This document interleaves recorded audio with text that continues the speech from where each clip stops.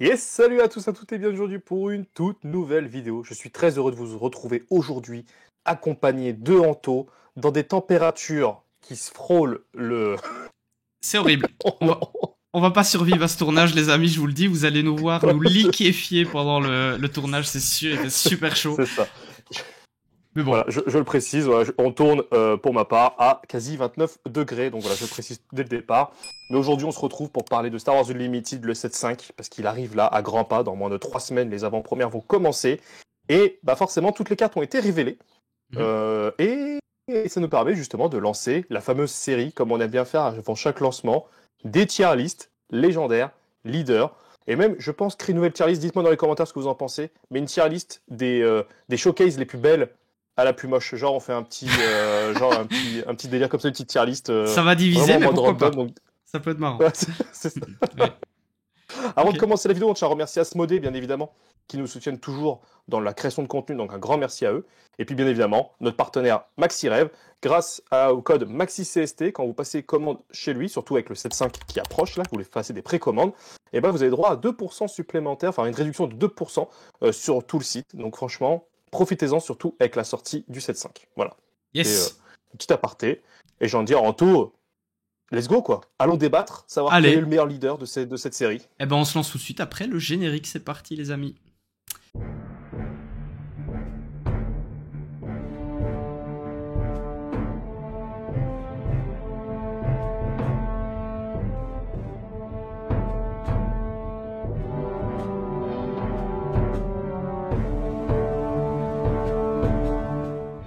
Ok les amis, alors on y va.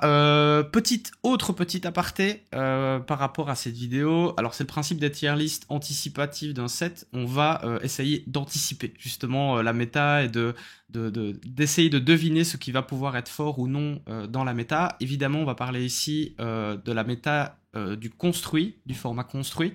On va pas parler du Oui. format scellé ou du format draft qui est complètement différent parce que certains leaders peuvent être claqués en construit et peuvent être excellents en scellé. Ici, on va vraiment se concentrer sur le construit.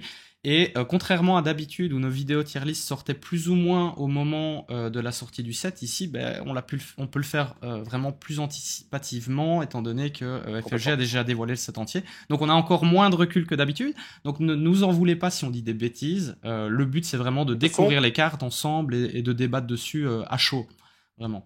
exactement. Et puis de toute façon, si tu veux, je suis ton joker. On dira, ouais, mais putain, c'est Mathieu, il est mauvais, tu vois, donc tu pourras tout mettre sur mon dos, il n'y a pas de problème, tu vois.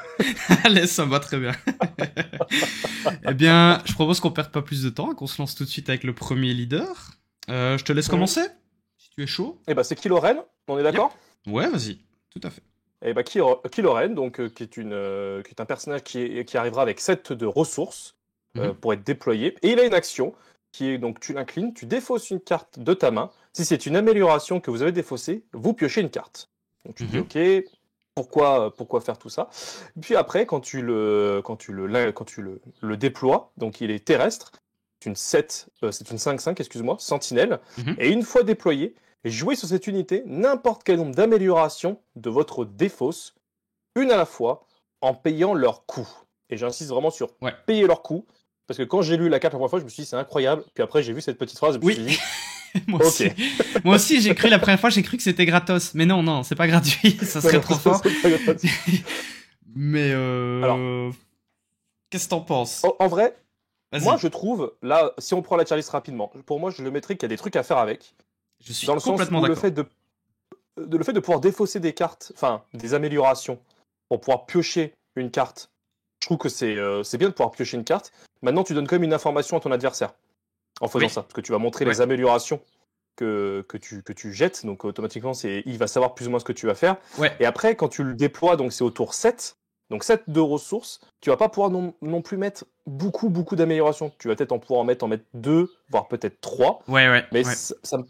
mais je sais pas, je trouve que si tu le fais, faudra le faire, je pense, avec parcimonie, et justement, de pas en jeter trop, et d'en jeter peut-être 2 ou 3, justement, pour faire ton calcul en disant, tiens, Ouais. j'ai jeté ça, pour pouvoir le mettre. Mais je pense qu'il y a des améliorations qui peuvent être intéressantes, et ce qui fait que quand il arrive, et qu'il est équipé de ces 2 ou 3 sabres, imaginons qu'on lui met, parce qu'on serait des fous furieux, on va lui Ouais. mettre tout plein de sabres dessus, bah au final, ça va être une 5/5 sentinelle, plus toutes les améliorations.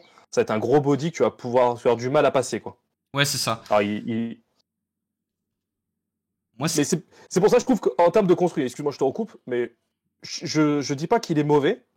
Je pense pas qu'il soit si balèze que ça. Mais je pense qu'il y a des trucs à faire, en tout cas intéressants. Pour moi, il y a des trucs à faire qui peuvent être drôles ouais, et je qui suis peuvent d'accord. surprendre.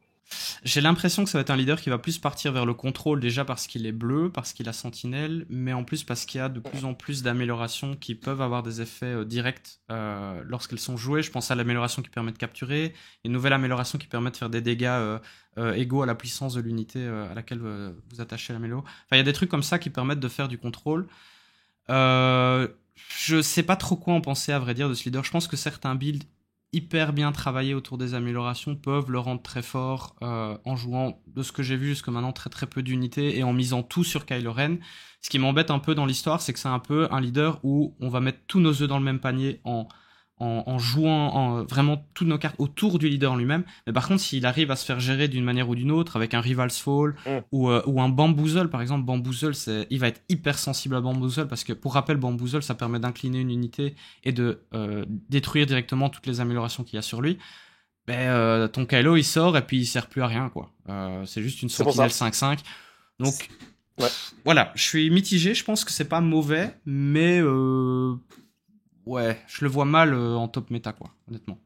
Non, je suis d'accord, il pourrait de le mettre si bas que ça, enfin, le mettre en mouais serait peut-être un peu exagéré, mais Ouais, ça se trouve, aucun build ne marchera au final, et peut-être que à la fin de la méta, on se dira, bon, en fait, si, il était pas si fort que ça au final, je pense. Enfin, je sais pas, vraiment, c'est le genre de personnage où, selon ce commence à être buildé, ça peut être incroyable et magique ou complètement disparu. Mais je pense qu'il sera très fort face à certains match-up et très nul face à d'autres. Et ça sera probablement pas un deck équilibré qui pourra faire face à n'importe quoi. Je pense, hein. On verra bien, mais c'est un peu tôt pour le dire, mais voilà. Ok les amis, on va passer au deuxième leader, du coup, c'est Mertalzin. Eh bien, je dis tout de suite ce que j'en pense. Moi, je la mettrais en méta, tout de suite. D'accord, tu veux même pas expliquer ce qu'elle fait. Non, voilà. On va passer au suivant, hein. Du coup, Ahsoka Tano. Non, alors, Mertalzin, je vais expliquer, excusez-moi les amis. Ne vous étonnez pas si je regarde régulièrement en bas, c'est parce que j'ai mes notes et les cartes sur mon téléphone juste en dessous. Donc, c'est pas par malpolitesse, mais je regarde de temps en temps en dessous. Du coup, son effet, lorsqu'elle est en position leader, vous l'inclinez, vous utilisez la force et vous donnez -1/-1 à une unité ennemie pour cette phase.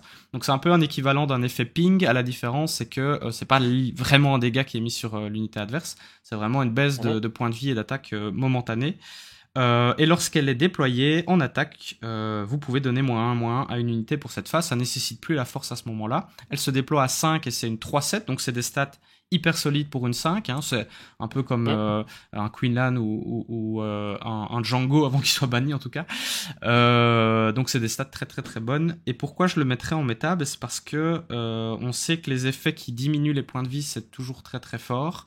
Ici, cet effet est très facile à déclencher, contrairement par exemple à un Quinlan qui nécessite quand même certaines conditions assez précises pour faire son ping. Ici, il faut juste utiliser la force et on se rend compte qu'avec ce set, générer le jeton force est très facile. Et donc ça va pas être très compliqué en vrai d'utiliser son effet.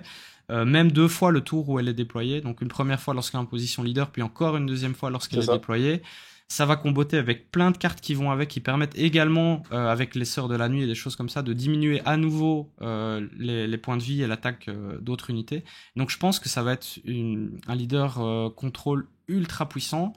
Et moi, je le vois vraiment bien en méta. Je vois pas vraiment de points négatifs à ce leader, honnêtement. Je sais pas ce que t'en penses, toi, mais... Je trouve que t'as tout dit. Moi, ma seule crainte au départ, quand ils ont annoncé les leaders, c'était tous ceux qui utilisaient la force. Donc là, comme on peut le voir, elle a utilisé la force. J'avais toujours peur, parce qu'on n'avait pas toutes les cartes.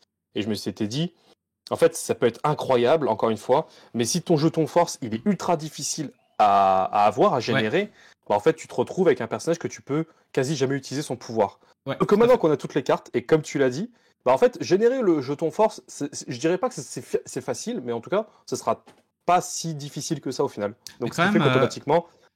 Avec les bases à 28, il suffit d'attaquer avec une unité force, et des unités force, on en avait déjà beaucoup avant, on en a beaucoup plus avec ce set.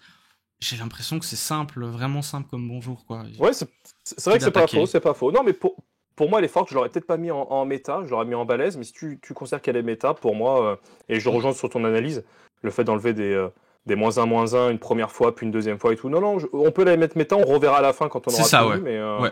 Pour l'instant, on peut la euh, juger en bas ouais, méta, si tu veux. On verra si on en met d'autres vraiment beaucoup plus haut ou pas. On s'en rendra compte on est après. d'accord, Ok. ça marche. La suivante, Ahsoka Tano, qu'est-ce que tu as à nous Ahsoka dire Tano. dessus?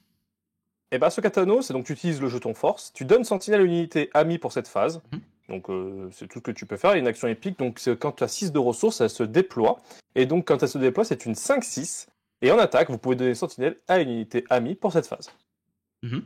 Alors là, encore une fois, je trouve que sentinelle, c'est toujours un peu embêtant à donner. Tu vois, ça peut un peu ralentir ton personnage et autres, mais je, quand tu vois les saboteurs, je sais pas. En vrai, je suis très mitigé sur ce personnage-là. Je la mettrai pas en direction à la poubelle, mais je dirais en mouais, en fait, en disant, je sais Ouais, pas. je suis d'accord. J'avais La force, dans... enfin, Sentinelle, c'est bien. Je dis pas le contraire, mais c'est pas si game Non, changer c'est que pas ça, en si fait. dingue. On s'en est rendu compte avec le Chewbacca du premier set qui avait un effet un peu similaire, qui donnait aussi sentinelle à une unité, avec des conditions un peu différentes, mais l'effet est le Mm. même. Et personne n'a jamais vraiment réussi à le faire fonctionner. Donc moi, dans Après, mes elle est pas tops, pour mauvaise te quand elle dire, arrive sur le board, hein, 5-6. ben, c'est quand même pas dingue hein, pour 6. Ok, elle frappe fort, ok, mais 6 points de vie pour 6, elle va vraiment se faire gérer par beaucoup de trucs en un Mm. claquement de doigts. J'ai l'impression qu'elle va pas tenir le choc. Et ce qui m'embête avec son effet de sentinelle, c'est que c'est très initiative dépendant. Il va falloir avoir l'initiative au bon moment la plupart du temps. Il va falloir, en termes de timing, Mm. pouvoir jouer cet effet vraiment quand t'as la bonne unité sur la bonne arène au bon moment. Ça me semble un peu trop tricky. J'ai l'impression que ça va souvent pas fonctionner et je suis pas convaincu. J'aime pas tellement ces stats. À part les 5 d'attaque qui sont puissantes, mais les 6 points de vie, c'est quand même vachement faible. Moi, je l'avais noté en mouais ou carrément en poubelle, Ok. mais on peut la mettre en Bah, mouais, puis Ouais, on on rejuge avisera. après. Ouais. Ça Allez, j'ai marche. envie de la mettre en mouais pour son artwork que je trouve assez joli personnellement. Voilà, ça c'est une question de goût, mais moi je l'aime bien. C'est ça. Contrairement au prochain leader, ça me permet de rebondir tout de suite. Kanan Jarrus, je le dis directement, c'est le total opposé, c'est-à-dire je trouve l'artwork super moche, mais par contre je la trouve hyper forte, et je sais que tu partages pas cet avis, donc ça va être Non. intéressant de savoir pourquoi. Ouais. Je l'ai mis carrément en méta, mais vraiment. Et je vais t'expliquer Ok. pourquoi je pense ça. Alors tu vas me dire, c'est une 3-6 pour 6 par rapport à ses stats. Ok, mais par contre, Oui. quand elle est déployée, je parlerai de sa position leader après. Lorsqu'elle est déployée, c'est une unité protégée, donc elle a un bouclier lorsqu'elle arrive sur le terrain, ce qui est pas commun et ce qui est quand Mhm. même assez intéressant pour protéger un leader, c'est-à-dire qu'il n'y a pas grand-chose qui va pouvoir la faire tomber. Mais surtout, si vous avez sur votre terrain une unité spectre ou une unité créature, il y a beaucoup de spectres et beaucoup de créatures. Il y a beaucoup de spectres depuis le début du jeu et beaucoup de créatures qui ont été Mhm. ajoutées maintenant. Donc c'est pas très difficile d'en avoir sur votre terrain. Votre unité a +2/+2 et donc ça devient une 5/8 shieldée lorsqu'elle sort pour 6. Donc c'est des stats monstrueuses avec un plus un bouclier sur elle. Donc j'ai l'impression qu'elle a une sortie de fou furieux lorsqu'elle arrive sur le terrain. Elle peut à la fois faire de l'agressivité, à la fois elle peut aller chercher à peu près n'importe quoi comme unité adverse sans mourir parce qu'elle a son shield. Donc je trouve ça super fort. Et son action lorsqu'elle est en position leader, c'est que vous payez 1 et vous donnez un bouclier à un spectre ou à une créature. Sachant que, comme on le sait, il y a beaucoup d'unités spectres qui sont très très fortes dans la méta depuis le début du jeu. Je pense à Sabine, je pense au vaisseau de Sabine qui a été ajouté au set précédent. Il y a Kanan, enfin bref, il y a plein d'unités spectres qui sont extrêmement puissantes. Mais en plus, si vous leur mettez des shields dessus facilement, et si vous mettez des shields sur des bonnes créatures qui sont parfois sentinelles assez facilement, ça vous coûte seulement une ressource. Je trouve ça assez fort, en vrai. Je trouve que, comme je l'ai dit, son tour de sortie est super puissant. J'ai l'impression qu'il y a de quoi faire des trucs de fou avec elle. Notamment en double bleu, j'ai l'impression que ça peut être vraiment un parfait leader en double bleu pour faire du contrôle avec beaucoup de soin, avec un terrain qui reste en vie grâce aux différents shields. Moi, vraiment, j'ai vraiment envie de la mettre en méta et je suis persuadé qu'il y a des gens qui vont faire des builds incroyables avec. Mais vas-y, j'ai dit tout ce que j'avais à dire. Vas-y, donne-moi ton point de vue. En fait, je vais être plus rapide que toi. Je trouve que l'action, moi, dès qu'il y a une action où tu payes une ressource, je suis vraiment pas fan. Et le fait de Ouais. payer une ressource à ton leader, j'ai l'impression, comme ça, de ma vision à moi, mais j'ai l'impression que tu vas avoir beaucoup de mal à utiliser cette action de 1 pour donner justement à un spectre ou à une créature le fameux bouclier. Je dis pas que tu vas pas le faire, mais en fait, si tu le fais, ce sera toujours peut-être. Enfin, après, il faut voir comment tu builds, mais je sais pas, je me dis, ça risque d'être un peu lent, ça va te coûter des ressources.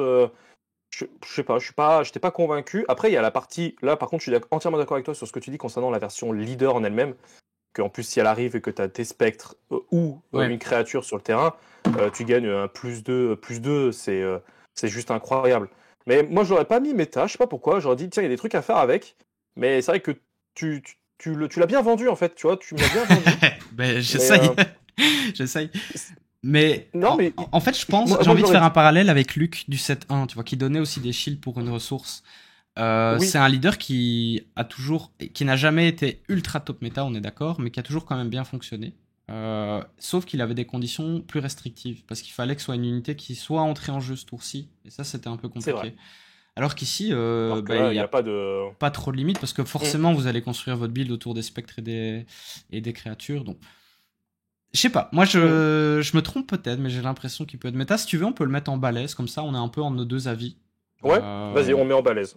Moi, je l'aurais mis en. Il y a des trucs à faire avec, mais mets-le en balèze. moi, Ce serait pas volé. On peut le laisser comme ça, on avisera à la fin, mais pour moi, c'est son artwork qui le fait baisser dans qui ton joue. estime et que tu ne t'en rends même pas compte, mais ça doit être ça.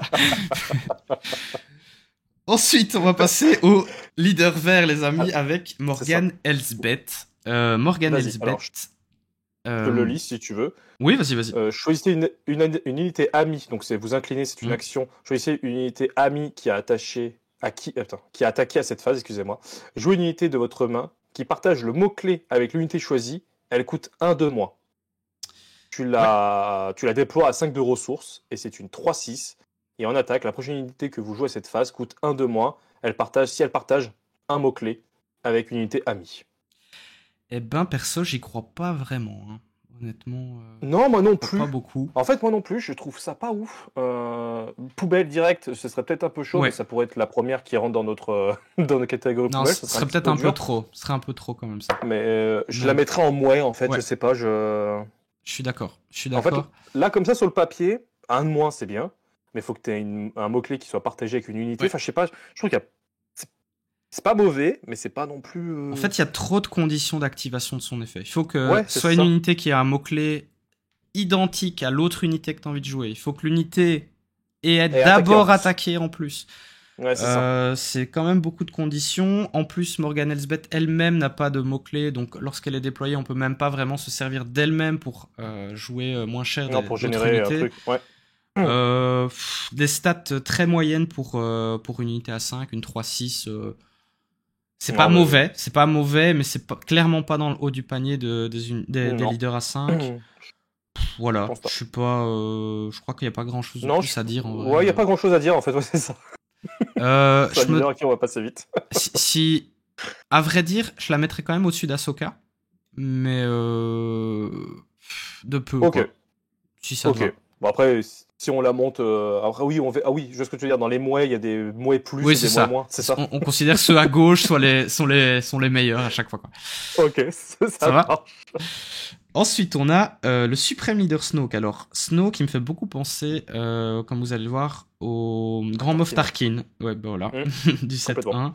7-1. Donc, pour une ressource, vous inclinez le leader, vous donnez un jeton expérience à une unité infamie qui a la puissance la plus élevée de votre terrain. Petite question que je me C'est ça. pose, si vous avez plusieurs unités qui ont la même puissance, j'imagine qu'on doit en choisir une. Je suppose qu'elles ne C'est reçoivent pas tout précisé. le... En Ouais. parenthèse, c'est marqué si plusieurs unités sont à égalité, choisissez l'une d'elles. Merci Tu donnes pas Mathieu, aux deux. merci, merci, j'avais pas vu, effectivement. Yeah. Et lorsqu'il est déployé, c'est une 4-7 pour 6, donc voilà, c'est standard, c'est assez classique, c'est pas mal comme stat. Avec en attaque, donner un jeton expérience à l'unité qui a la puissance la plus élevée parmi les unités infamie amies. Ça peut être elle-même d'ailleurs si c'est elle, l'unité qui a la plus de puissance, donc ça deviendrait une 5-8 à ce moment-là. Moi je l'aurais mis dans le haut des... Il y a des trucs à faire. Un peu comme Tarkin en fait. Tarkin à l'époque c'était clairement pas dans les meilleurs leaders, mais par contre il y a quand Non, même des mais gens on a qui prouvé. ont Ouais, réussi à faire des bons builds et des bons résultats en tournoi avec. Et je pense complètement. c'est juste Tarkin qui va nous donner l'expérience, enfin qui va nous permettre de juger facilement ce Snoke Bah, parce que surtout, c'est assez similaire. il faut aussi prendre en compte quelque chose. Moi, dans mon analyse, je réfléchis beaucoup à la rotation.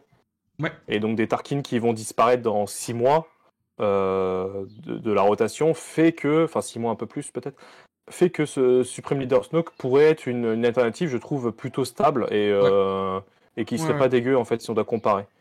Ouais, et en plus, son effet a enfin, son effet a quand même une certaine restriction, mais est un peu moins restrictif que Tarkin en termes de build de deck, parce que Tarkin se focusait C'était un uniquement sur officier, je crois. sur les unités impériales, en fait. Ça ne marchait que Impérial, pour les excuse-moi, oui, c'est unités ça. impériales. Mm. Ici, vous pouvez jouer un peu ce que vous voulez dans votre build, donc pourquoi pas? Moi, j'y crois pas mal. Je pense que ça Ouais, peut être bien.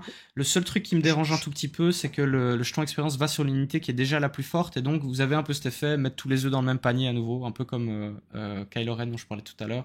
Vous allez vraiment c'est mettre tous vrai. les jetons d'expérience sur une unité qui est déjà puissante, et donc si votre adversaire a de quoi le gérer, vous avez perdu peut-être des jetons d'expérience inutilement, quoi. Mais bon, à part ça, je trouve ça pas mal. Je, je le mettrais quasi en balèze, moi, si c'était que Ok. moi, mais ou du moins dans le potentiel, quand on voit ce qui s'est passé avec Tarkin, qui a été pas mauvais, je Mhm. pense que, mais c'est peut-être un peu exagéré de le mettre en balèze, donc on peut le mettre, il y a des trucs à faire avec, mais On peut le mettre en premier de il y a des trucs alors. ouais, Ok. je le mettrais au-dessus de Kilo si je dois comparer les deux. Ok, ça marche. Mais après, on reverra à la fin. Mais Ok. après, on a Avar Chris, Ouais. qui est donc c'est une action, tu inclines ton leader, et la force est avec vous, donc tu crées un jeton force. Et tu le déploies à 9 de ressources. Donc déjà là, ça fait mal, 9 de ressources. Et tu es en 4-10. Et tant que la force est avec vous, cette unité a plus 4 plus 0 et gagne débordement. Donc ça devient une 8-10. Ce qui est très balèze. Je- Ce qui est archi balèze. Ce qui est Mais, archi balèze. Mais par contre, 9 de ressources, quoi. alors oui et non, je sais pas si tu as lu complètement son action épique. Il y a une petite condition Attends, excuse-moi. particulière. Tu as peut-être loupé cette info-là. C'est assez unique, hein, donc c'est normal que tu l'aies pas vu, parce que action épique, c'est un truc qu'on lit pas généralement. Mais en fait, Non, il est c'est vrai. indiqué si le nombre de ressources que vous contrôlez plus le nombre de fois que vous avez utilisé la force à cette phase est de 9 ou plus, Mmh. déployez ce leader. Et donc si vous avez par exemple Ok. utilisé la force, on va dire 2 fois pendant le tour où vous voulez déployer Avar Chris, elle va pas se déployer à 9, mais à 9 moins 2 Mais parce que vous avez utilisé 2 fois moins la 2, force. moins 7. Ok, Donc excuse-moi, non, j'avais pas lu ça. Bien vu. d'où l'intérêt de son effet de leader qui est de générer la force facilement, qui est un effet leader qui est utile pour son déploiement à elle, mais qui est pas dingue dans le sens où, à nouveau, je trouve que la force se génère très facilement autrement. Je suis pas sûr qu'il y a forcément besoin de l'effet du leader pour le faire. Mais par contre, une fois qu'elle est sur le terrain, c'est un monstre, hein, clairement. D'autant plus que, pour rappel, la force se génère au moment où vous déclenchez l'attaque. Donc, ça veut dire que lorsqu'elle va attaquer, vous êtes sûr qu'elle va frapper à 8. C'est sûr, il n'y a pas de débat là-dessus, tu vois. Non. Parce que la force va se générer avant qu'elle frappe. Donc, ouais, je dirais. Pourquoi est-ce qu'en attaque, elle génère pas de force? Si, C'est tant que la force est avec vous. oui, mais En fait, c'est une unité force. Donc, je suppose que tu vas la jouer avec une base à 28 qui génère Ah la force dès que oui, t'attaques avec. Enfin, oui, on est je la d'accord. vois pas dans un build différent. À mon avis, t'es obligé de jouer justement avec une des bases à 28. Et dans ce cas-là, tu généreras la force à chaque fois, quoi. À chaque fois qu'elle frappe. Tu vois. C'est vrai. Donc, ce qui fait qu'elle tapera toujours à 8 avec débordement, Ouais, c'est c'est 10 ça. et pour aller la chercher, celle-ci, ça va faire mal, quoi. C'est ça, ouais. Ouais, c'est assez énorme, hein. Franchement, Mm. moi, je l'aurais mis dans il y a des trucs à faire. Peut-être pas dans balèze ou méta. Ah, j'aurais mis balèze, moi, mais. Ouais, ok. Pourquoi Balèze parce pas? que. Non, mais balèze parce que, après, ça se discute, mais je pense qu'il y a des choses à faire avec. Mais j'ai l'impression que par rapport aux deux autres qu'on a mis dans Il y a des trucs à faire avec, je la trouve quand même un peu plus forte. Ouais, c'est vrai. C'est Pour vrai. ça, Je suis d'accord. c'est pour ça que j'aurais mis en balèze, mais après, On ça peut se faire discute ça. encore une fois. Mais, On peut la mettre dans le bas du balèze. Je la vois bien perso dans un deck double vert avec énormément de rampes pour la faire sortir super vite. Et Ouais, Obi-Wan Kenobi. Tu veux que je te le lise, c'est peut-être plus pratique pour toi. oui, vas-y, je t'en prie. Alors, action, donc Obi-Wan Kenobi, donc c'est une action, donc on l'incline, on utilise la force, et on donne un jeton expérience à une unité qui n'a pas de jeton expérience. Mhm. Ok, Bon, ça fait on penser le à Snoke déploie, pour l'instant. c'est ça, on le déploie à 5 de ressources, et Mhm. pour 5 de ressources, c'est une 3-6, et en Mhm. attaque, vous pouvez donner un jeton expérience à une autre unité qui n'a pas de jeton expérience. Mhm. Et là, je trouve, j'ai vraiment pas d'avis précis sur ce personnage-là, je trouve balèze, tout en étant mouais, tu vois, je suis entre le mouais et le balèze, tu vois, j'arrive pas à le définir. Parce que je trouve que donner un jeton expérience, c'est super fort. Ouais, Mais on par l'a contre, c'est vu. une Hein, ouais. unité qui en a déjà pas une, en fait. Donc ça évite, comme tu disais tout à l'heure, le côté je mets tous les œufs dans le même panier. Ouais. Par contre, ça veut dire que si t'as qu'une seule unité sur le terrain qui a déjà un jeton expérience, tu peux pas utiliser ton Ouais, je vois ce que pouvoir. Donc tu veux dire. tu peux te retrouver bloqué, peut-être, je sais pas, je Mais je pense que ça me rends arrivera pas quand même compte. rarement. À mon avis, tu vas essayer C'est vrai. justement de builder et de jouer de manière à pouvoir profiter au maximum de son effet.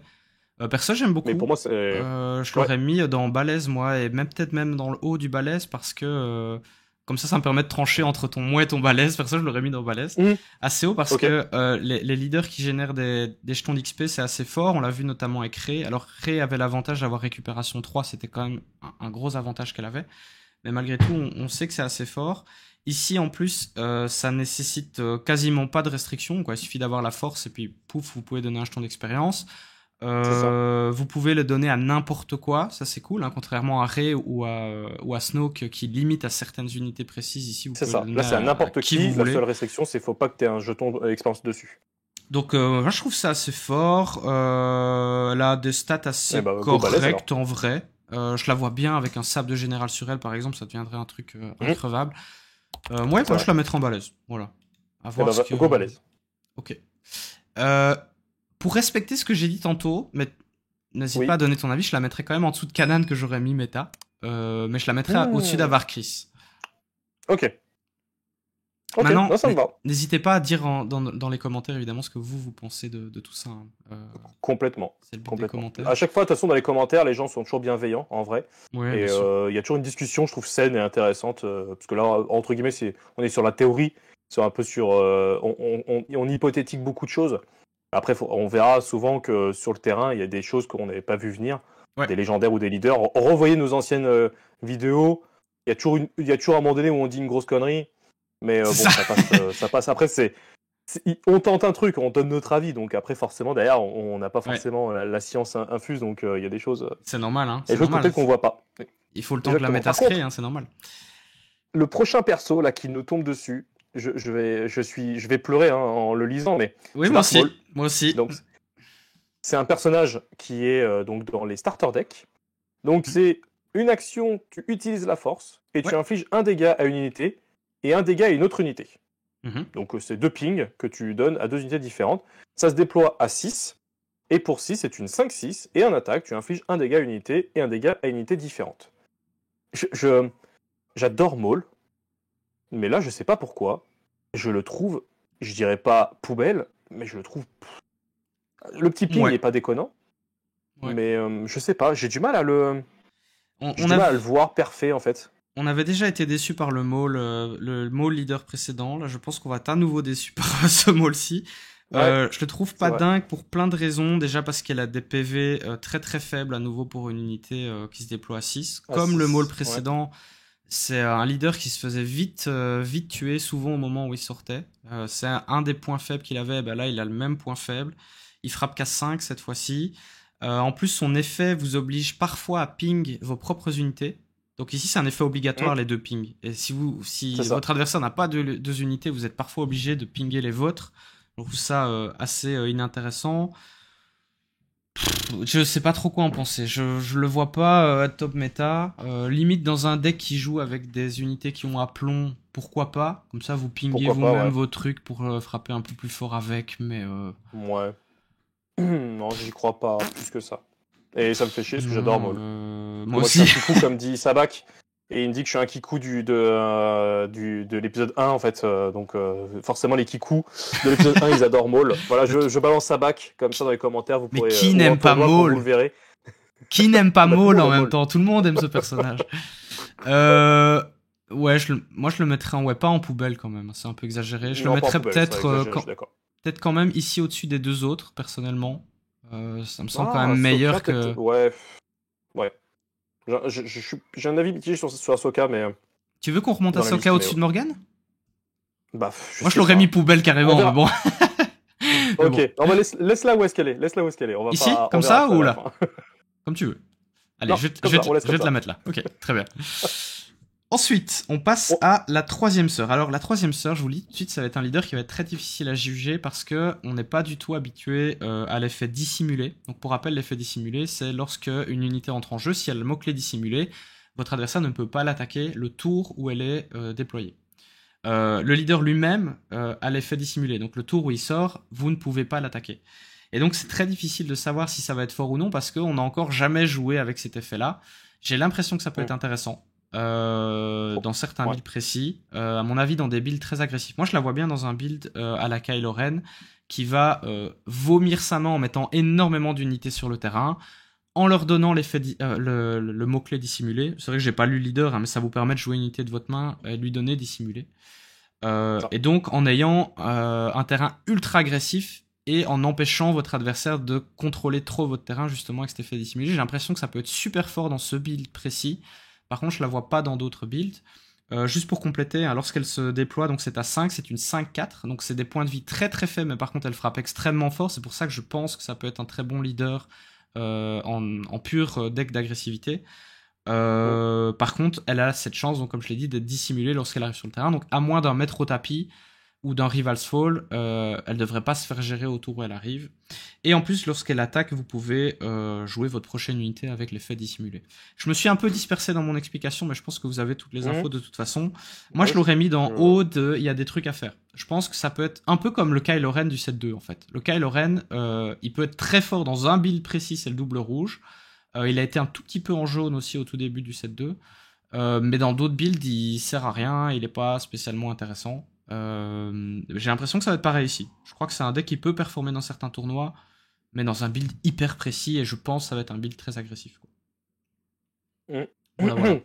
J'ai pas plus de choses à raconter, je pense que t'as un petit peu tout dit. Moi, l'effet dissimulé, quand ils l'ont annoncé, je le vois beaucoup comme un camouflage dans Hearthstone. Je connais pas, je t'avoue. Mais tu pourras peut-être nous dire si c'est bien en gros, pour faire simple, mais sauf que le camouflage, en fait, lui, c'était que tant que l'unité n'avait pas attaqué, il restait camouflé, en fait. C'est-à-dire que tu pouvais pas l'attaquer. Alors que là, c'est juste pendant un tour.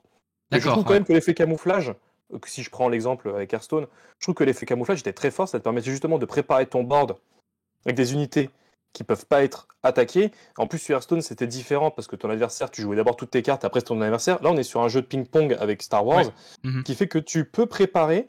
Et je pense que ça va être aussi, par contre, beaucoup soumis à comment ça s'appelle, à l'initiative. Oui. C'est-à-dire qu'en gros, tu vas jouer une carte, je dis une bêtise, hein, je prends l'exemple, je jouais Sabine, mais c'est pas du tout dans ce deck-là, mais imaginons que je joue Sabine de ma main, je lui donne dissimulé, mon adversaire va devoir jouer une carte de sa main, donc ce qui fait que même s'il veut me l'attaquer, s'il a du board, il pourra pas me le faire, ce qui fait que moi je peux prendre l'initiative dans la foulée, justement pour attaquer avec l'unité en question. Ouais, je suis d'accord. Donc je trouve que c'est fort, moi je trouve que c'est très fort. Maintenant je te rejoins sur le fait qu'elle risque d'être limitée à un monobuild en fait peut-être, du moins sur le papier. Qui peut être bon, hein, j'hésite. Ouais, voilà. Oui, complètement. Mais pour moi, tu l'as bien fait de la mettre où est-ce qu'elle est. Elle est vraiment pour moi entre. Elle peut passer de très balèze à rester. Il y a des trucs à faire avec en fait. Parce que je pense qu'il y a vraiment des trucs à faire. On peut la mettre là dans le haut du panier il y a des trucs à faire. Alors. Ouais, c'est très bien. Ça me va. Nickel. Ensuite. Ça me va. Kit Fisto. On t'écoute, Mathieu. Lis-nous tout. Alors, pour une action donc tu payes une ressource. Si vous avez attaqué avec une unité Jedi à cette phase, infligez 2 dégâts à une unité. Action épique, quand tu contrôles 5 de ressources, tu déploies ce leader. Ça devient une 1-6 pour 5 qui a saboteur. Et cette unité a +1 pour chaque autre Jedi ami. Je trouve ça fort. Je trouve ça fort, si tu veux. Je trouve ça même très très fort. Je pense que les Jedi, on en a déjà beaucoup depuis le début du jeu. Donc je pense qu'il y a des trucs vraiment... J'hésite à le mettre en méta, tellement que je pense que c'est un personnage qui va être très bon, surtout qu'il a saboteur, je trouve, en effet, avec les sentinelles, les boucliers. Pour moi, c'est incroyable. Honnêtement, quand j'ai vu le personnage, je me suis dit, est-ce que ça pourrait pas... Alors, j'exagère un peu, mais ça pourrait pas être mon nouveau perso, moi qui joue beaucoup Sabine. J'ai vraiment trouvé ce personnage-là très fort, parce qu'en plus... Son effet, alors ça te coûte une ressource, donc c'est ce que je disais tout à l'heure, je suis pas forcément fan de ces effets-là. Mais par contre, si tu attaques avec une unité Jedi, tu peux infliger 2 dégâts à une unité. Bah, des Jedi, vu que tu en as pas mal, tu vas forcément attaquer avec, donc ce qui fait que son effet, tu vas forcément plus ou moins le faire quasi à tous les tours. Bah, le premier tour, forcément, parce que c'est le moment où tu te déploies. Mais je pense que, honnêtement, Kit Fisto peut être une très bonne surprise. En tout cas, moi, j'y crois énormément, je le trouve vraiment très très bon. Alors, c'est super marrant parce que j'ai l'avis strictement opposé. Je l'aurais mis en poubelle. Mais vraiment, je le trouve vraiment très très nul. Je vais expliquer pourquoi, je vais expliquer mon point de vue. Et à la limite, bah, vu que voilà, tu l'aurais mis en méta, on peut Bon, le on est mettre dans, tous les deux. on peut le mettre dans il y a des trucs à faire, comme ça on est dans la balance. Et pour tout vous dire, j'ai quand même mis dans mes notes, j'ai pris des petites notes hein, sur chaque leader, j'ai mis Ouais. typiquement, à mon sens, c'est un leader à la Akbar, donc qui semble très nul sur le papier, mais qui avec certains decks spécifiques et de très bons joueurs peut peut-être faire des merveilles quoi. Donc je vais pas affirmer qu'il y aura jamais rien à faire avec, mais sur le papier, je trouve ça très mauvais. Alors pourquoi Laisse-moi expliquer pourquoi. Déjà, c'est parce que, ok, son effet est puissant. Donc le fait de pouvoir faire 2 dégâts à une unité, c'est puissant. Mais par contre, ça nécessite quand même beaucoup de conditions à mon sens. Déjà, faut payer une ressource, ok. Il faut que vous ayez un Jedi qui a attaqué. C'est vrai qu'on va avoir beaucoup de Jedi et que potentiellement, dans certaines situations, ça va pas être si compliqué que ça à faire. Mais je pense que votre adversaire, du coup, a l'occasion quand même de tourner autour de ça et d'essayer de vous empêcher de faire cet effet. Il va pas toujours y arriver, évidemment, mais il va quand même le voir venir, ce coup-là. Mais pourquoi je trouve ça pas intéressant le fait que tu payes une ressource? C'est parce que son effet lorsqu'il est déployé, c'est donc une 1-6 qui gagne +1 pour chaque autre unité de Jedi que vous avez sur le terrain.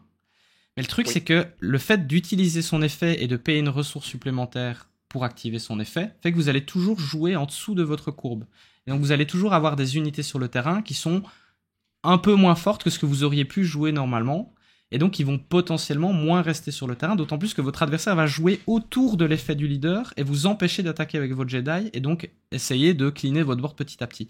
Et donc, j'ai l'impression que quand Kit Fisto va sortir, ça sera une unité ultra médiocre qui aura rien comme attaque du tout et qui va se faire fumer en 2 secondes sans rien détruire de l'autre côté. Qui en plus a saboteur qui est typiquement, c'est un mot-clé de deck agressif et pourtant, elle a un effet de deck contrôle. Parce que elle va faire des pings aux unités adversaires pour les détruire. Donc, j'ai l'impression qu'il y a une ambivalence qui n'a aucun sens. Et je n'arrive pas à comprendre comment a été créé ce leader. Vraiment, je crois que c'est mon cerveau qui bloque dessus et qui n'arrive pas à le comprendre. Peut-être qu'il y a des gens qui vont faire des dingueries avec. Peut-être que ça sera toi, Mathieu. Hein, on sait pas. Peut-être que tu vas gagner un PQ avec. Je te le souhaite, mais je l'aurais mis à la poubelle directe. Vraiment. Ok. Donc, je te propose, vu qu'on a des avis radicalement opposés, de le mettre au milieu. Si ça te va. Ça me va. Ça me va parfaitement. Je te laisse choisir où tu veux le mettre. Je le mettrai pas en dessous de la 3e sœur parce que je veux pas te l'accorder et c'est moi qui contrôle la souris, donc je m'en fous. Je la mettrai pas en dessous. Mais dis-moi, tu veux la mettre où? Non, franchement, au-dessus de Snoke, pour moi. Allez, ok. Ouais. Et franchement, là, les amis, dites-nous en commentaire ce que vous pensez de Kit Fisto. Je suis persuadé que c'est un leader qui va diviser, mais vraiment, si vous avez déjà des bons builds en tête, n'hésitez pas à les partager en commentaire parce que ça m'intéresse vraiment de voir ce qu'il y a moyen de faire avec. Je n'y crois pas, mais je ne demande qu'à être convaincu. Moi, tu sais quoi? Là, vu que c'est moi qui vais monter cette vidéo-là, je vais me garder ce passage-là. Et quand Kit Fisto va gagner 2 ou 3 PQ de suite, je referai cette vidéo-là en disant à la mémoire de ce qu'a dit Anthony. Tu vois, et je vais faire tout un truc autour de ça en disant vous avez vu, il avait eu tort. Eh ben, je ferai la même chose si on voit qu'aucun Kit Fisto ne gagne. Quand on verra qu'il sera pas joué, tu pourras faire la même chose, je te l'accorde. Bon, allez, ne perdons pas plus de temps avec ce leader médiocre et passons à un autre leader qui est encore plus nul. Je le dis tout de suite. Je pense que là, on va être d'accord, là. Oui, alors là, pour moi, c'est le... Je le dis direct, c'est le pire leader, je trouve, de ce pool pour moi. Et ça m'attriste parce que j'adore le personnage de Rey, j'adore l'artwork de la carte, mais je le trouve super nul, ce leader. Je te laisse le présenter. Oui, et ben pour une action, tu as clean ton leader. Si vous avez joué une carte force non unité à cette phase, infligez un dégât à une unité. Tu la déploies à 7 de ressources. C'est une 6-8 pour 7. Et une fois déployée, vous pouvez défausser votre main. Dans ce cas, piocher 2 cartes. Ben, bof, hein. C'est pas dingue. Pourquoi c'est pas dingue, à mon sens? Enfin, vas-y, je te coupe. Vas-y. Non, c'est que je trouve que son effet déployé, si tu veux, je pense que à 7 de ressources, tu risques d'avoir très peu de cartes en main. Donc le fait de vider ta main, je pense pas que ce soit un effet si négatif que ça, dans le sens où tu risques peut-être d'avoir même quasi pas de main quand tu vas la déployer, peut-être avoir 1 ou 2 cartes. Donc je trouve que c'est pas déconnant. Et en plus, vous pouvez, c'est pas vous devez, tu vois. Donc quand tu le déploies, tu peux très bien dire bah non, je garde ma main et je la vide pas. Une 6-8, je trouve que les stats sont pas mauvaises. Je la trouve pas si... Je sais pas, je suis partagé. Elle est pas folle, vraiment, ça je suis d'accord avec toi. direction poubelle, ce serait vraiment dur. Mais je Et t'explique je pense que pourquoi. peut-être que c'est la première. Pourquoi, à mon sens, ça irait dans poubelle? Il y a plusieurs raisons. Déjà, c'est qu'elle se déploie extrêmement tard avec un effet qui est pas du tout Ça, impactant oui. lorsqu'elle arrive sur le terrain. Contrairement à un Yoda, par exemple, qui peut aller directement chercher une unité de l'adversaire. Elle sort Mm. et elle fait rien. Juste, vous pouvez défausser votre main et piocher 2 cartes. Vu qu'elle sort très tard, ça veut dire que vous allez jouer un deck qui potentiellement va tourner vers le contrôle. D'autant plus que son effet en tant que leader est de faire des pings à l'adversaire. Donc, c'est forcément un build qui s'oriente un peu plus vers le contrôle de terrain. Et donc, ça veut dire que vous allez avoir des cartes de late game assez fortes que vous allez potentiellement, pendant toute la partie, essayer de garder dans votre main. Et donc, il y a quand même peu de cas, j'ai l'impression, où vous allez vouloir défausser ce que vous aviez gardé vraiment précieusement jusqu'au tour 7 pour pouvoir ensuite piocher avec un peu de chance ce qu'il vous faut derrière. Évidemment, de temps en temps, ça va fonctionner parce que vous avez vraiment pas eu de chance sur vos tirages avant ou parce que votre adversaire joue un deck à la Queenland qui défausse toute votre main. Ok, dans ces cas-là, ça peut servir. Mais dans la majorité des duels, ça va vous servir à rien. Vous allez juste sacrifier une excellente main pour aller piocher d'autres trucs derrière qui seront soumis complètement à la chance du tirage et donc vous saurez même pas ce que vous allez avoir. Je n'y crois pas du tout. Vraiment pas du tout. Ok. Je suis plus ou moins d'accord. Elle est pas folle. Elle est vraiment pas folle. Moi, j'ai envie de la mettre en poubelle Pour parce moi, qu'il faut commencer à remplir cette, cette catégorie eh un petit peu. Mais...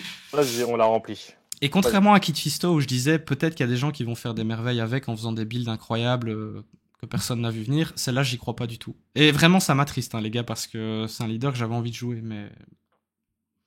Non, j'y crois pas. Pas du tout. Maintenant, on verra, hein, peut-être que je me trompe. Ouais, bah écoute, on va passer sur les derniers leaders. Il nous en reste plus que 6 à présenter.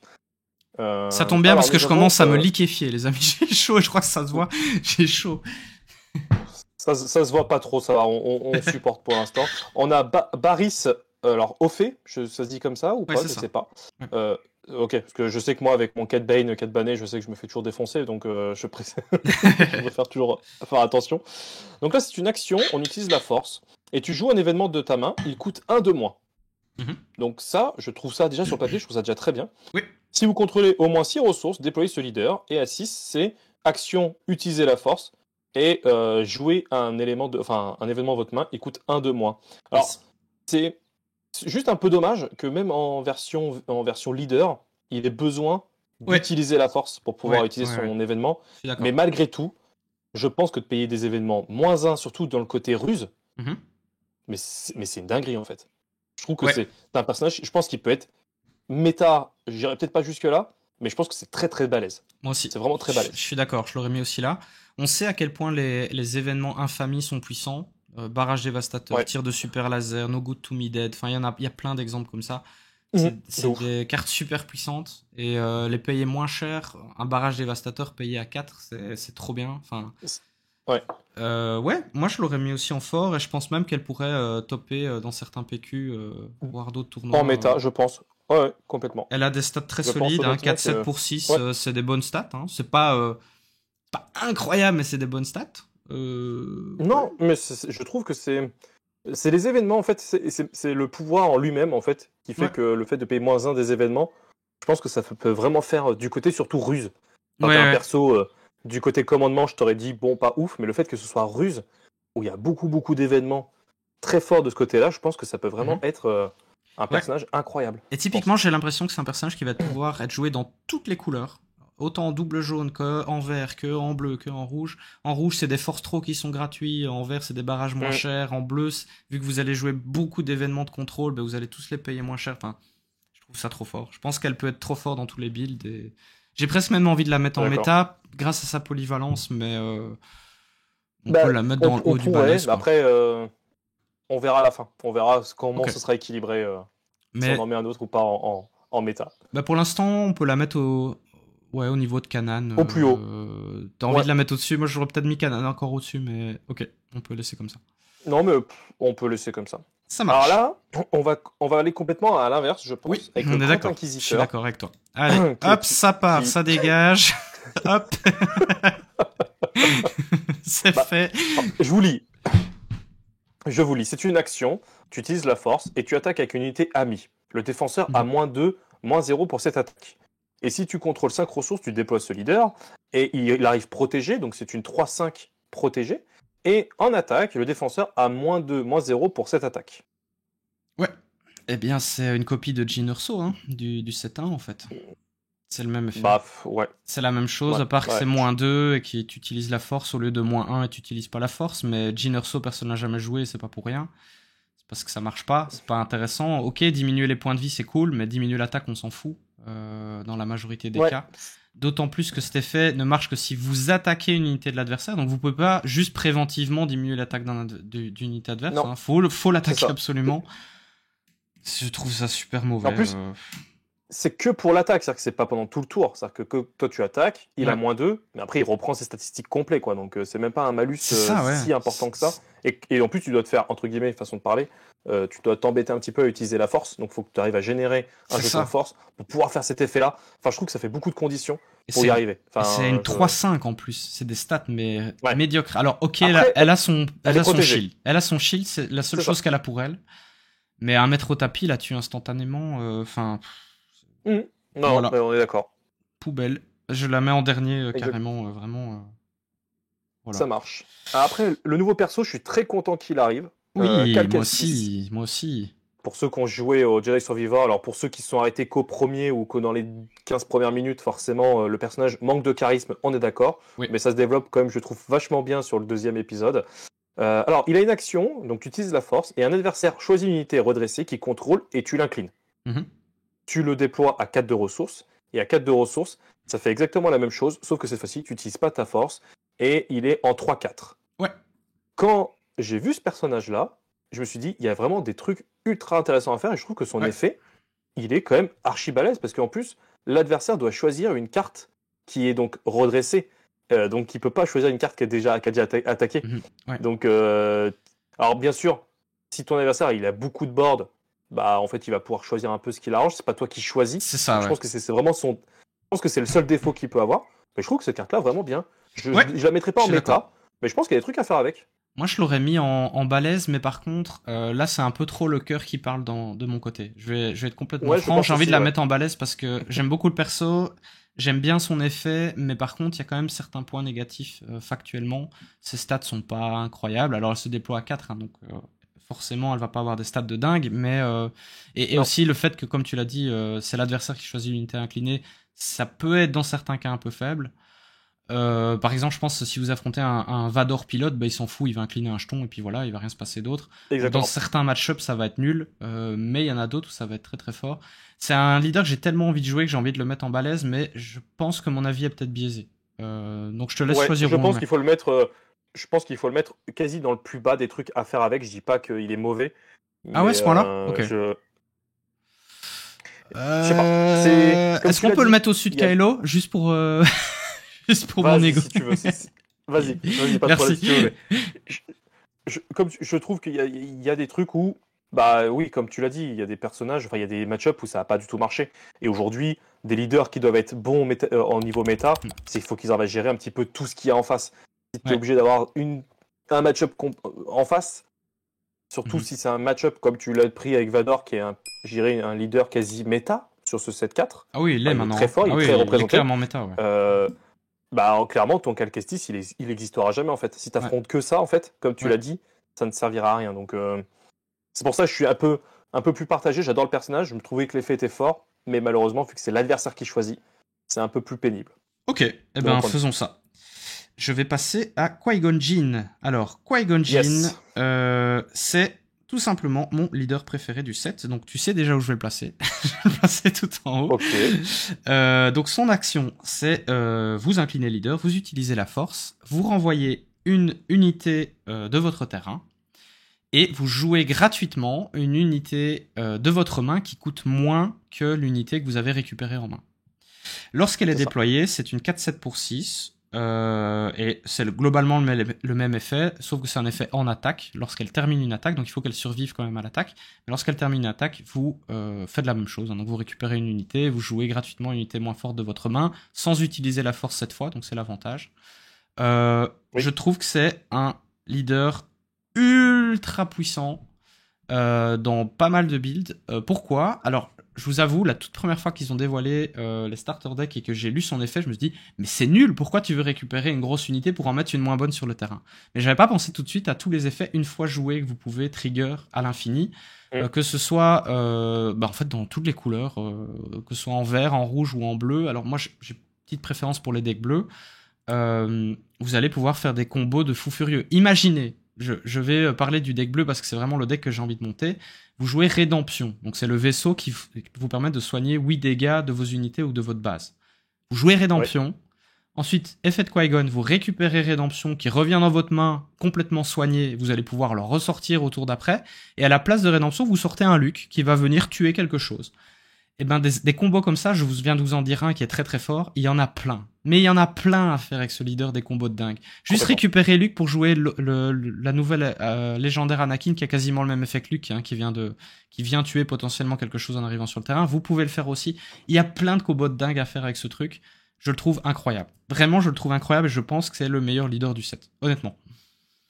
Je crois que j'ai tout dit, mais voilà. Non, mais je crois que tu as tout dit.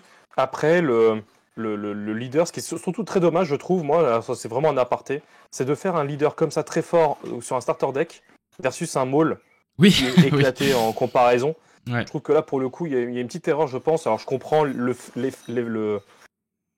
de, entre guillemets, prendre 2 leaders emblématiques pour représenter le set, l'épisode 1, je veux dire. Ouais. J'avoue qu'ils auraient pu peut-être un peu améliorer Maul, justement, parce que là, tu vas te retrouver avec les starter decks où, clairement, à part Qui-Gon Jinn qu'on va vraiment conseiller à 100%, le Maul est tout de suite beaucoup moins intéressant, je pense, ne serait-ce qu'à l'achat. Donc ça, c'est un avis complètement aparté dans la méta. Je te rejoins complètement, et surtout qu'en plus, il y a un effet que tu oublies de dire aussi un peu, c'est que tu peux aussi déjouer des cartes qui ne sont pas dans la même affinité que toi gratuitement. Parce que c'est que des affinités non héroïsme. Donc, ce qui fait que tu rajoutes, entre guillemets, c'est vrai.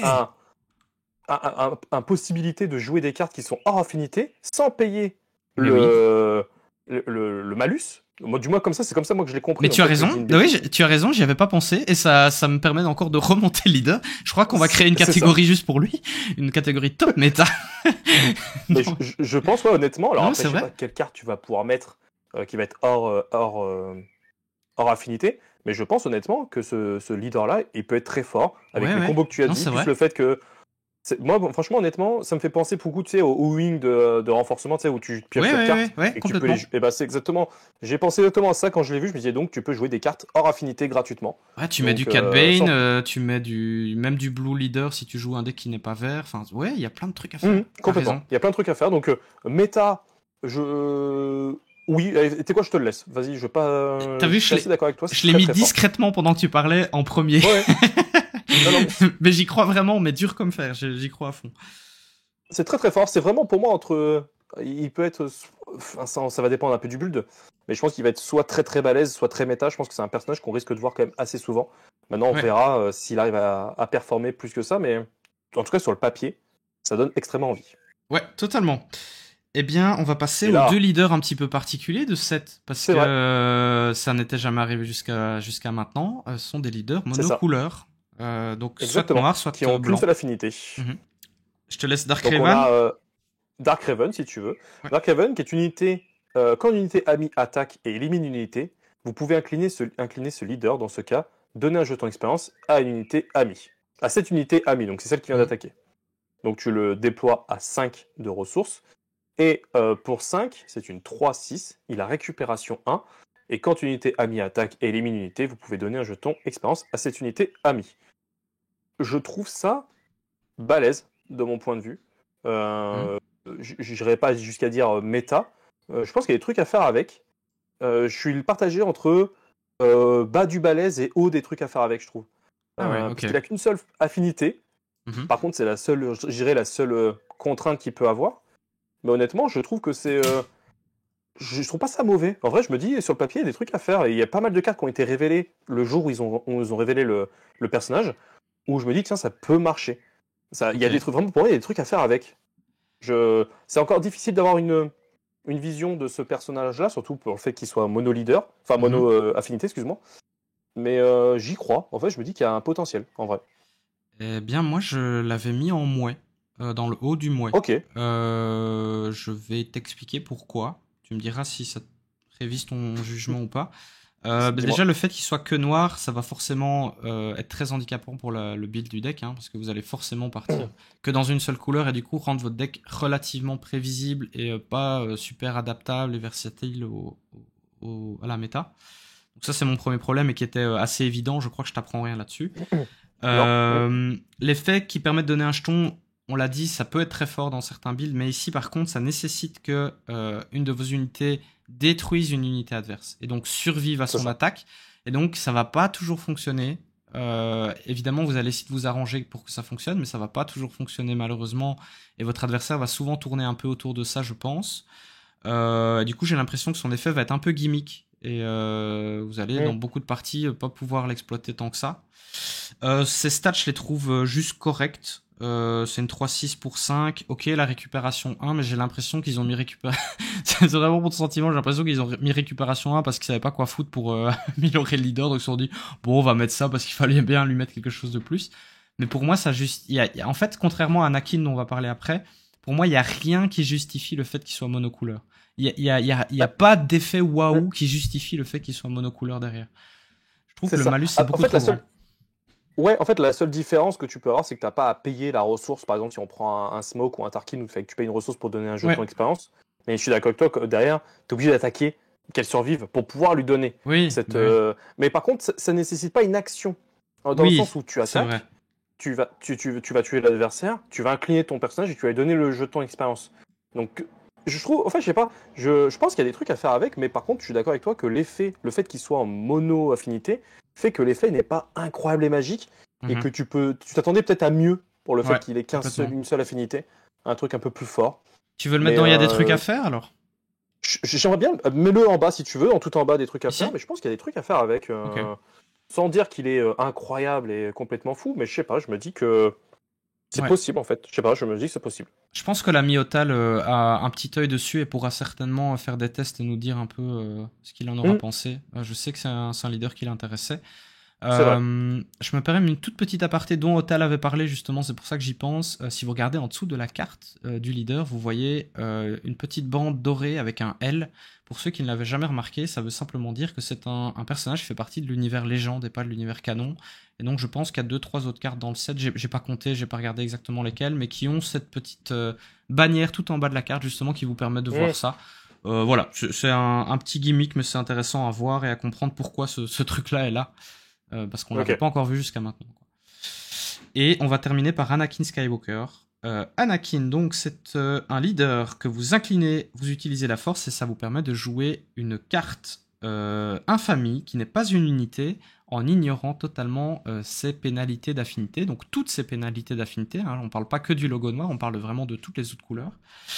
Lorsqu'elle se déploie, c'est une 4-6 pour 5 et vous pouvez faire une action qui ne nécessite pas d'incliner le leader ou quoi que ce soit, c'est une action voilà, simplement que vous pouvez faire. Vous utilisez la force et vous faites le même effet, donc vous jouez un événement ou une amélioration infamie en ignorant ses pénalités d'affinité. Pour moi, c'est un leader fort qui pourrait devenir méta, qui a une... je pense, hein, là c'est vraiment ce qui me vient à l'esprit, mais par contre, un build très précis à faire, pour moi ça serait un deck purement contrôle, voire art control. J'ai l'impression que c'est vraiment en bleu qui peut tirer parti de tous ces effets. Il y aura sûrement d'autres builds à faire, mais en tout cas, c'est comme ça que je l'imagine. En fait, je le vois bien utiliser toutes les unités bleues-blanches qui soignent énormément avec toute leur récupération. Et par contre, profiter de tous les événements infamie de contrôle qui sont hyper puissants, comme barrage, comme tir de super laser, comme No Good to Me Dead. On en parlait tout à l'heure avec un autre leader, je sais plus lequel. Enfin bref, avec Barry Sofé. Mais j'ai l'impression que ça peut faire un deck art control ultra puissant, si pas un des meilleurs decks art control à ce jour, en combinant justement la récupération des unités blanches avec tous les événements de contrôle bleu-noir. Enfin, pas que bleu-noir, un noir tout court. Ouais, j'ai l'impression qu'il y a moyen de faire un truc de fou avec, vraiment. Et ici, par contre, sa mono-affinité est complètement justifiée par son effet. Je suis d'accord, mais je le mettrais pas si haut que ça, moi. Tu l'aurais mis où? Je l'aurais mis dans le haut, il y a des trucs à faire avec. Ok. Je pense que ça me fait beaucoup penser au Palpatine du set 3, tu sais, qui pouvait s'incliner dans les deux sens et compagnie. Ouais. Donc ça apporte énormément de possibilités en termes de building. Mais on a pu voir que le Palpatine, qui est très fort, mais n'a jamais réellement performé plus que ça en tournoi. J'ai envie de dire jusqu'à aujourd'hui, hein, parce que ça, je peux t'assurer que ça va changer avec le je nouveau pense, set. avec le nouveau set. Mais c'est pour ça que le Anakin, je suis un peu plus je suis pas aussi catégorique de l'autre pour dire qu'il est si fort que ça, mais je pense qu'il y a des trucs vraiment à faire et je l'aurais mis en haut. Il y a des trucs à faire avec en fait, parce que. Mais c'est encore une fois, c'est un peu comme Dark Revan entre guillemets, c'est vu que c'est des nouveaux leaders et qui, enfin des nouveaux leaders, un nouveau style avec une affinité, avec une mono-affinité, est-ce que ça les pénalise pas? Enfin, je sais pas comment l'expliquer, mais est-ce que le fait qu'il leur manque une affinité va pas trop les pénaliser en termes de building? L'effet d'Anakin est un peu plus fort que celui de Raven, je pense, mais c'est pas non plus, je sais pas, je suis très mitigé sur ces leaders-là. En termes de possibilités de build, je suis complètement d'accord, donc notamment, comme je vous l'ai dit, pour moi, je le vois juste en bleu et dans aucune autre couleur. Je me trompe peut-être, mais je le vois que dans cette couleur. Donc forcément, ça va être un build très limité. Mais par contre, j'ai l'impression que contrairement à Revan, ça va être un build très, très, très puissant. Vraiment très puissant. Ah, oui. Donc j'y crois à 3000%. Je pense vraiment que ça peut être un truc qui performe ultra fort dans la méta. Mais je me gourre peut-être, je l'ai pas testé. Donc vraiment, je me trompe peut-être. Faut voir. Mais voilà. Bon. Et bien voilà. Alors, là, la liste est terminée. Est-ce que tu as un personnage que tu as envie de bouger quand tu vois là comme ça, en rapide?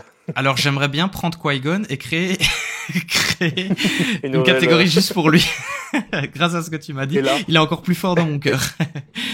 Et là, ça se trouve, en fait, on se trompe complètement. Il va être rincé, personne ne va le jouer. J'ai du mal à y croire. Je passerai toute la saison à prouver qu'il est fort en tournoi. Je gagnerai un PQ avec. Écoutez-moi bien, je gagnerai un PQ avec.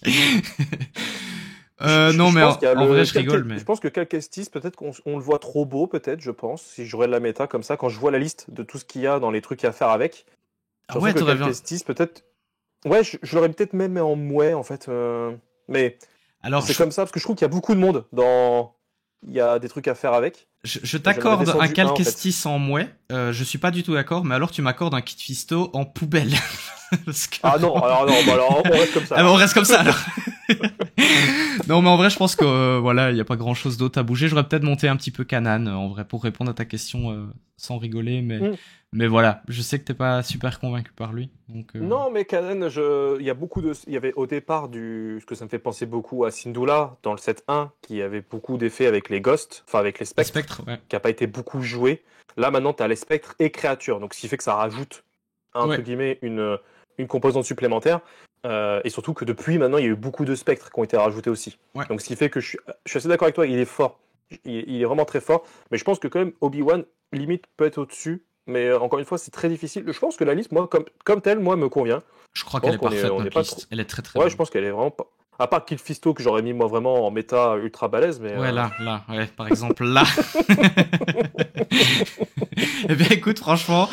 Je n'attends que de voir une chose, c'est que quelqu'un arrive à faire un build incroyable, peut-être toi d'ailleurs. Ouais, c'est ça. Peut-être même en Ligue des cartes sur table, on sait jamais, peut-être que tu vas tomber sur ce leader, on sait jamais. Mais sache qu'il sera dans la Ligue des cartes sur table. Ah oui, il n'y aura aucun problème là-dessus.